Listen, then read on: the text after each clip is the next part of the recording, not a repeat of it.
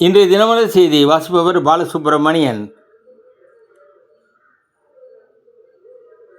ரஷ்ய தாக்குதலில் 4 இந்தியர்கள் பலி, தூதரை அழைத்து மத்திய அரசு கண்டனம். எதிர்க்கட்சிகள் அமளி. 2வது நாளாக பார்லிமெண்ட் முடக்கம். கன்னியாகுமரி மாவட்டம் தக்கலை அருகே உள்ள கிராமத்தில் ஆசிரியை மிரட்டி பலாத்காரம், வாலிபர்கள் மீது வழக்கு பதிவு. காரணம், பலமுறை உறவு கொண்டும் ஆசிரியையும் உடன்பட்டிருக்கிறார். மேலும் மேலும் தொந்தரவு அதிகமாகவே புகார் எழுந்துள்ளது.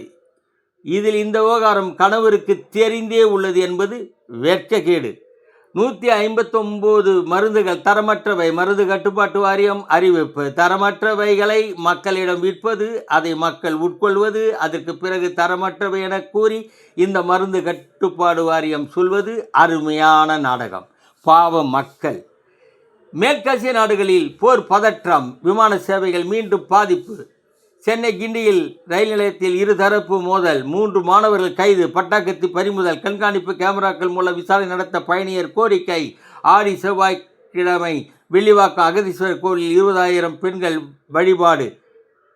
சென்னை துறைமுகம் வழியே தைவானுக்கு கடத்த இருந்த 1 கோடி மதிப்புள்ள போதைப் பொருள் பறிமுதல். சட்டப்படி உரிய நடவடிக்கை எடுக்கப்படும் என சென்னை போலீஸ் கமிஷனர் அமல்ராஜ் கூறியுள்ளார். பிரதமர் இல்லத்தை முற்றுகையிட்ட ராகுல், பிரியங்கா கைது. டில்லியில் நடந்த தடியடியை கண்டித்து திடீர் போராட்டம். வணக்கம்.